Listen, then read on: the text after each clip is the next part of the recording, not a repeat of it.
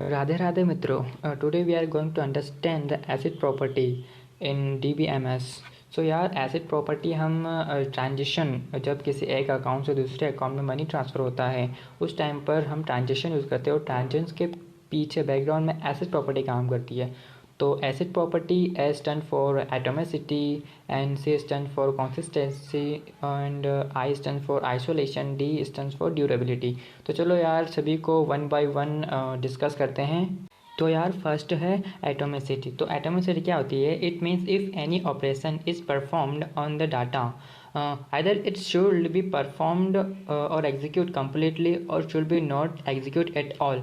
मतलब क्या हुआ कि हम कोई ऑपरेशन परफॉर्म कर रहे हैं, ठीक है, मनी ट्रांसफ़र कर रहे हैं, लेकिन किसी वजह से हमारा डिवाइस मतलब प्रोसेस कंप्लीट नहीं हुआ है और बीच में ही हमारा डिवाइस या तो शट डाउन हो गया, ठीक है, या फिर नेटवर्क एरर हो गया। तो इस कंडीशन में क्या, अपना डिवाइस बंद हो गया तो प्रोसेस वहीं पर रुक गई। तो ऐसा तो होगा नहीं कि हम फिर से जब रीस्टार्ट करेंगे, अपने डिवाइस को फिर से चालू करेंगे तो वो ट्रांजिशन वहाँ से स्टार्ट होगी, नहीं।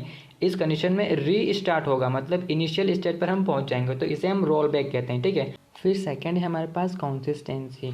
तो कंसिस्टेंसी में क्या होता है? Before the transition start and after the transition complete sum of the total money should be same. तो क्या हुआ कि हमारे पास दो अकाउंट है, ए और बी, ठीक है।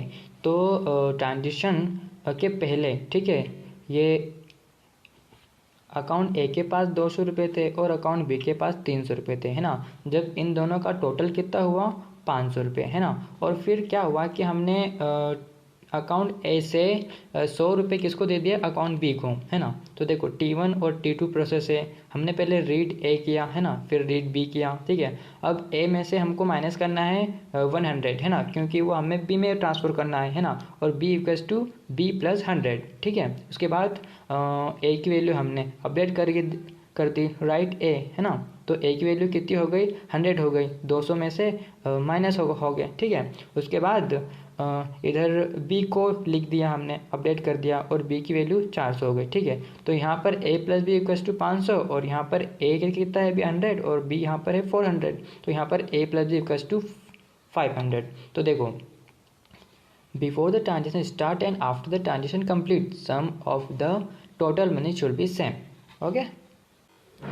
तो यार, नेक्स्ट है हमारे पास आइसोलेशन। आइसोलेशन में क्या होता है? The term isolation means separation. If two operation are concurrently running on two different account then the value of both account should not get affected. मतलब क्या होता है? हमारे पास दो प्रोसेस चल रही है, T1 और T2, ठीक है। तो T1 और T2 की प्रोसेस वो इंडिपेंडेंटली वर्क करेगी, ठीक है, वो एक दूसरे को इफेक्ट नहीं करेगी। ऐसा नहीं कि पहले वो एग्जीक्यूट हो जाए फिर ये, नहीं, दोनों साथ में एग्जीक्यूट होगी और इंडिपेंडेंटली वर्क करेगी, एक दूसरे को इफेक्ट नहीं पहुंचाएगी, ठीक है। उसके बाद क्या आता है? बस ड्यूरेबिलिटी।